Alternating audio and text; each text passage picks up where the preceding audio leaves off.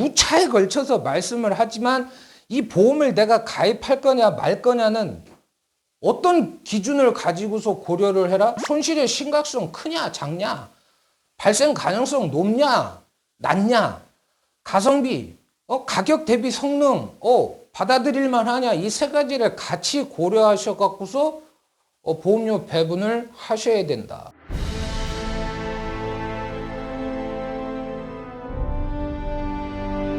안녕하세요. 보험 관련 이슈에 대한 팩트체크 임팩트TV 임평재입니다. 자, 오늘 준비한 내용 레시피 세 번째 시간이고요. 암 적절한 준비 금액 또 합리적인 선택 방법 어떻게 되냐 요거 말씀드릴 거예요.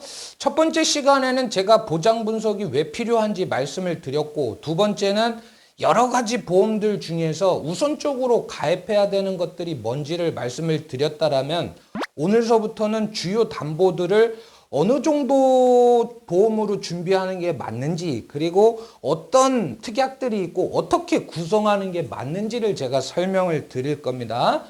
세 가지 체크를 할 거예요. 질병을 알면 보험이 보입니다. 이 질병이 어떤 질병이고 어떤 치료를 받는지를, 어떤 환경에 놓일지를 생각해 보면 준비 방법이 나오는 거다. 그래서 이 시간 마치시고 나면 내 형편에 맞는, 내 주머니 사정에 맞는 보험 가입 가능해질 겁니다. 자, 세 가지 숫자 보여드립니다. 35.1%, 24만 6천 명, 83.5%.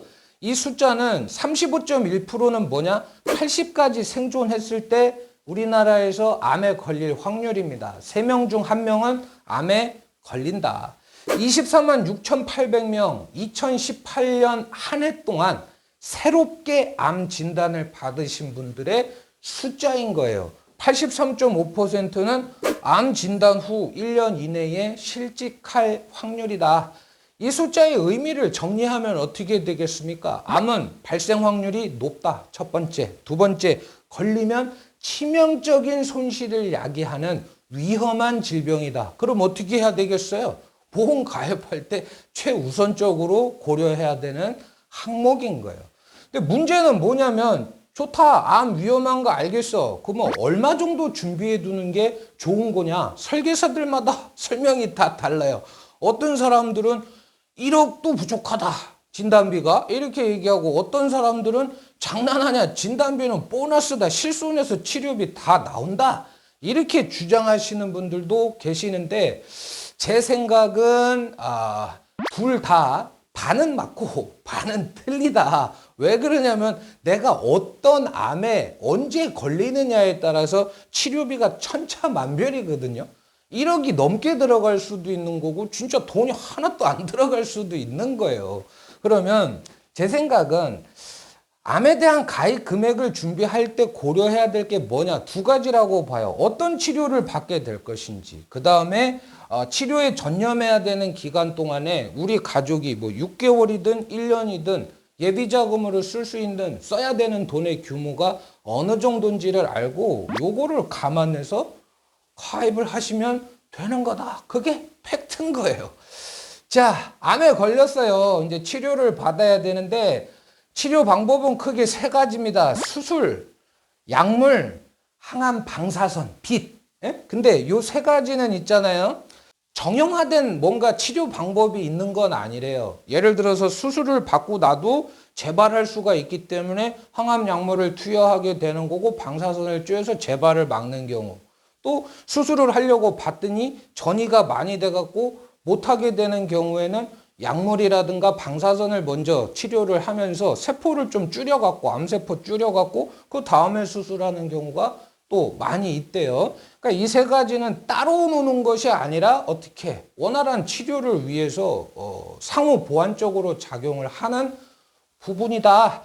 그러면 이제 수술이 뭐냐? 가장 기본적인 암치료 방법입니다. 그런데 요 수술로 내가 암치료를 받잖아요. 대부분이 뭐가? 국민건강보험 급여 혜택을 받아요. 그러면 만약에 내가 치료비가 1,000만 원이 나왔다. 그럼 본인이 부담하는 돈은 5%, 50만 원밖에 안 됩니다. 근데 그 50만 원도 어디에서? 실손해서 해결이 되는 거예요. 그러니까 수술로 종료가 된다. 그러면 우리 고객님들 큰 부담은 없을 거다. 근데 문제는 뭐냐면 어떤 암에 걸리느냐에 따라서 수술이 안 될 수가 있어요. 예를 들면 백혈병, 혈액암은 수술 못 할 거 아닙니까? 그리고 뭐 췌장이라든지 식도라든지 코라든지 이런 부분들은 또 수술이 유난히 까다롭다. 그런 부분이다. 그리고 전이가 많이 됐다. 그러면 수술 자체가 불가능한 경우도 많이 있답니다. 그러면 두 번째가 뭐냐, 이제 약물로 치료를 하는 건데 세 가지 약물군이 있어요. 화학항암제, 표적항암제, 면역치료제. 각각의 장단점도 분명히 있겠죠. 화학항암제 가장 먼저 나온 항암제인데 요거는 독가스에서 힌트를 얻어갖고 만들었어요. 그러다 보니까 독가스 그거 주입하면은 암세포는 죽겠죠. 독이니까. 근데 정상세포도 같이 죽어요. 무슨 얘기냐면은 가격은 저렴하나 화학항암제를 쓰게 되면은 머리가 빠진다라든지 구토가 나온다든지 살이 빠진다든지 입맛이 떨어진다든지 이런 부작용들이 굉장히 많다. 환자가 못 견딘다라는 거예요. 그래서 다음에 나온 게 뭐냐? 표적항암제입니다. 표적항암제는 글자 그대로 정상세포는 내비두고 암세포만 인식해갖고서 박멸을 하는 겁니다. 가격은 어떨까요? 당연히 비싸요. 그리고 또 하나 뭐냐면은 내 몸에 어떤 특정 유전자가 있어야만 이 약을 쓸 수가 있고, 그리고 내가 걸린 암에 이 표적항암 치료제가 나와 있어야 되는 겁니다. 근데 안 나와 있는 암 걸리면 대책이 없는 거겠죠. 세 번째가 면역치료제인데 얘는 좀 더 근본적인 치료 방법이다. 무슨 얘기냐면은 우리 몸의 면역 기능을 강화시키는 겁니다. 그래서 면역력 가지고서 암세포를 싸워갖고서 이길 수 있게 만드는 거죠. 내 몸 안에 어떤 근본적인 체질을 개선을 하는 거기 때문에 거의 대부분의 암에 적용할 수 있는데 이거는 주사 한 방 맞는데 좀 저렴한 주사가 한 250만 원. 보통은 뭐 한 번 맞는데 4,500만 원이 드는 모양이에요. 굉장히 이거는 뭐다? 초고가다. 약물 치료를 받게 되면 표적이나 면역 치료를 받게 되면 국민건강보험공단에서 지원을 해주는 그런 약이냐 아니냐가 굉장히 중요하다. 예? 예. 세 번째가 이제 항암 방사선인데 방사선은 뭐예요? 광선입니다. 광선. 그래서 초창기에 나온 방사선 치료는 이제 X선이라고 하는 거, 우리 엑스레이 얘기 많이 하잖아요. 이렇게 누워 있으면 암 세포가 어디 있는지를 봐가지고서 이 몸에 뿌립니다. 그러면 어떻게 되겠어요? 이 광선이, 방사선이 내 몸 전체를 관통하게 되는 거예요. 그러면 암세포가 죽으면 암세포만 죽겠습니까? 앞뒤의 세포, 정상세포들도 다 죽겠죠. 이거 역시도 뭐다? 부작용이 심각하다. 근데 요새 나오는 방사선 치료는 양성자, 이거 뿜의 치료기라고 부른대요. 똑같이 암세포 위치를 찾은 다음에 빛을 쏘이는 것까지는 똑같은데 이 빛의 세기, 속도를 조절을 한대요. 그래서 정상세포는 최소화시키면서 암세포만 타격을 가한 다음에 몸 안에서 소멸이 되는 겁니다. 이것과 비교하면 상대적으로 내 몸의 부담은 어떨까요? 굉장히 적어지겠죠. 근데 대신에 뭐예요? 비싸다. 비싸다. 많이 비싸다. 한 12번 받는데 1,200, 300만 원 든답니다. 근데 이게 12번 받아서 될 게 아닌 거예요. 그리고 두 번째는 뭐냐면 우리나라에서 이 기계를 갖추고 있는 병원은 국립암센터하고 삼성 서울병원 두 군데뿐이다. 치료 가능 시설이 제한적이다. 지금 제가 이제 암 치료 방법들에 대해서 간략하게 설명을 드려봤는데 초기에 발견이 되고 수술로 완치가 된다. 돈 많이 안 들어요. 실손해서 치료비 다 나온다는 말은 이런 경우엔 맞아요. 근데 보셨다시피 치료 방법에 따라서 비용이 천차만별입니다. 그리고 이 표적 치료제 같은 경우에는 초고가예요. 한 달에 약값이 수백만 원씩 들어갑니다. 1년이면 수천만 원이 들어가는 거예요. 근데 문제는 뭐냐? 이게 대부분 통원 치료기 때문에 실손해서도 크게 혜택을 못 받아요. 입원하면 5천만 원 한도로 보장을 해주지만 통원하게 되면 약값은 하루에 5만 원이고 외래 진료비는 25만 원밖에 안 되는데 그거보다 훨씬 더 많은 돈을 갖고 가셔야 된다. 예? 자, 효과가 크고 부작용이 적은 표적항암 양성자 치료는 건강보험 적용이 되는 부분도 있지만 신기술일 경우 내지는 막 복잡하답니다. 이게 이 과정이. 예? 예, 그럼 어떻게 되겠어요? 실손에서도 큰 기대 못하고 국민건강 적용 안 되면 치료 못 받을 겁니까? 치료 못 받으면 죽는 거잖아요. 그래서 암보험을 개인적으로 준비할 필요가 있다라는 거예요. 그러면 어떤 담보들이 있는지를 한번 볼게요. 그리고 누차에 걸쳐서 말씀을 하지만 이 보험을 내가 가입할 거냐 말 거냐는 어떤 기준을 가지고서 고려를 해라? 손실의 심각성 크냐 작냐? 발생 가능성 높냐 낮냐?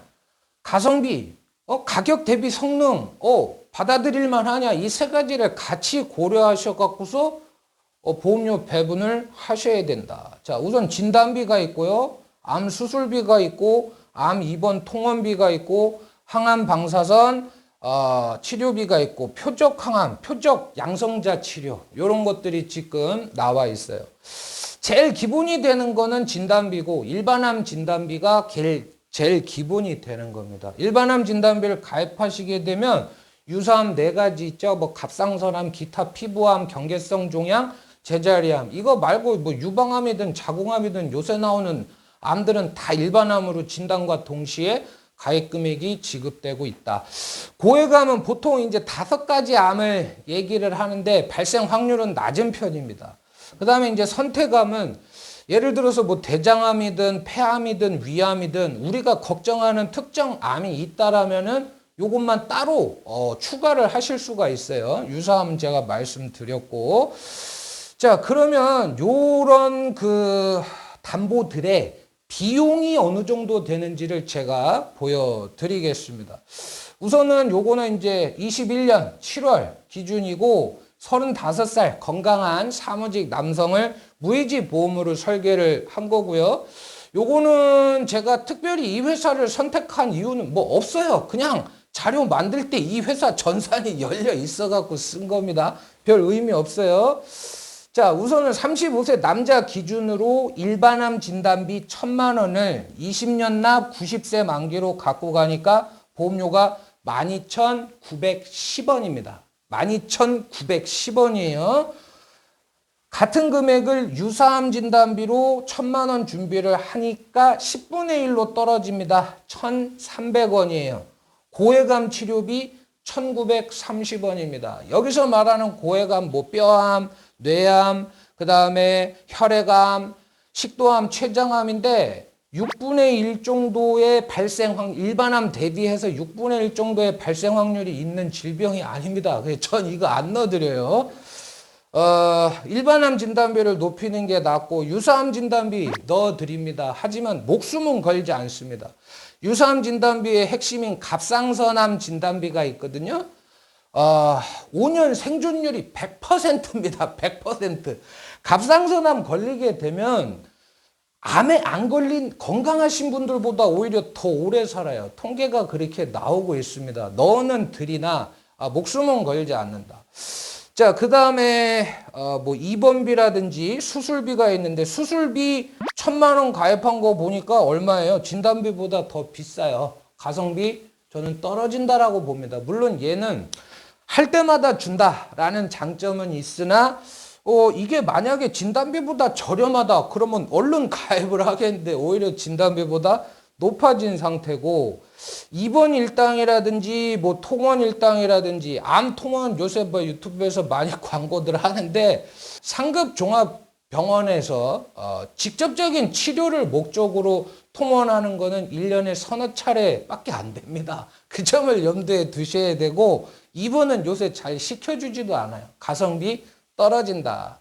반면에 표적항암 치료비랑 항암 방사선 양성자 치료 요 파란색 박스는 표적 치료제를 갖고 가려면 세트로 묶어서 가야 되는 건데 이 세 가지를 각각 다 가입을 했을 때 보험료는 한 800원대 밖에 안 나와요. 800원대 밖에. 일반암 진단비에 6.7%입니다. 표적 치료제 1,000만 원, 항암 양성자, 표적 양성자 1,000만 원 보장받고 표적과 상관없이 항암 약물 치료비 100만 원 보장받는 게 일반암 진단비의 6.7%밖에 안 된다는 얘기예요. 현저히 어떻다? 저렴하다. 요 점을 염두에 두시고, 요건 뭐 제 개인적인 의견이니까 참고하시고, 암보험 준비할 때 1순위는 뭐겠어요? 비갱신, 일반암 진단비를 최우선적으로 갖고 가는 거예요. 근데 얘는 뭐다? 비싸다. 그런데 나는 여력이 없다. 그러면 일반암 진단비를 5천만 원을 갖고 가고 싶다라 라면은 한 3천만 원만 일반암 비갱신으로 갖고 가고 나머지 2천만 원은 좀 더 저렴한 갱신형 일반암 진단비로 갖고 가는 것도 나쁘지 않다. 요새 갱신주기 길어진 건 20년, 30년짜리도 있어요. 그 기간 동안 오르지 않는다라는 겁니다. 물론 그 기간이 지나면 요거는 내게 아니다 생각을 하셔야 되겠죠. 나는 갱신형 체질적으로 알레르기 있어. 그러면 일반암 진단비 깔고 비갱신으로 뭐 고해감이라든가 선태감 갖고 가는 거 나쁘지 않다. 예? 근데 요거는 범위가 좁겠죠. 그죠? 그런 경우에 일반암 진단비 깔고 갱신형이라고는 하나, 표적, 항암 양성자 요거 같이 갖고 가시면 이거 금액은 최소화할 수가 있어요. 대신에 아까 치료비 많이 들어가는 게 뭐 때문이라 그랬습니까? 표적 항암 치료지. 그 다음에 항암 표적 양성자 치료 이런 것 때문에 돈이 많이 들어가는 건데 진단비 대비해서 현저히 낮은 수준의 보험료로 갖고 가시는 거는 고려해 볼 만하다라는 거죠. 이거에 대해서는 이제 뭐 받기가 어렵다. 갱신형이다. 갱신형인 거 팩트예요. 받기 어려운 것도 팩트입니다. 하지만 그 정도의 리스크를 감수할 만한 보험료 수준이다. 요거 관련해서는 이제 보험 탈출구라는 분이 영상 좋은 거 올려놓으셨습니다. 요거 궁금하신 분은 요 영상 참고하시면 도움이 될 거고, 요약을 할게요. 암은 사망 원인 부동의 1위입니다. 발생 확률이 높고 치명적이니까 제일 먼저 준비해야 되는 거는 맞아요. 생활자금하고 치료비를 우리가 준비를 해야 되는데, 생활자금은 비갱신 일반암 진단비를 최우선으로 갖고 가십시오. 진단비 같은 경우에 이제 생활자금 목적으로 갖고 간다. 많으면 좋겠지만 돈이 부담이 될 수 있잖아요. 그래서 저는 예를 들어서 진단비는 6개월 정도의 예비자금 내지는 1년 정도의 예비자금 선에서 맞춰드립니다. 우리 한 달 생활비가 가족 한 달 생활비가 만약에 3천만 원이다. 그러면 6개월 예비자금 하면 한 2천만 원 정도, 1년이다 그러면 한 4천만 원 정도 그렇게 준비하시면 제가 볼 땐 나쁘지 않아요. 물론 가장이다 그러면 더 많이 준비하면 좋겠죠. 하지만 대부분의 경우에는 이 정도 진단자금으로도 충분하다. 그리고 뭐냐, 이게 3명 중에 1명은 평생 살면 암에 걸리잖아요. 그러면 2명은 무슨 얘기예요? 암하고 무관하게 살다 간다는 얘기입니다. 보험은 기본적으로 로또적인 기질이 있어요. 사행계약적인 꽝이 될 수도 있는 그런 특성이 있기 때문에 너무 한 가지 위험에 몰빵을 하는 건 있잖아요. 제가 볼 때는 굉장히 위험합니다. 암만 직설나게 가입을 했는데 뇌졸중 치매 오면 어떡할 건데요. 아유 잘못 들었어요. 그때 가서 이럴 겁니까? 합리적으로 가입을 하셔라. 근데 나는 좀 고보장을 원한다. 고액 보장 원한다. 보험료 부담된다. 그러면 갱신형 섞어 가세요. 저도 다 이렇게 하고 있어요, 지금. 예? 어쨌든 이제 가장 중요한 뭐에 대해서 암 관련 보험 준비 방법에 대해서 살펴봤습니다. 임평재였습니다. 감사합니다.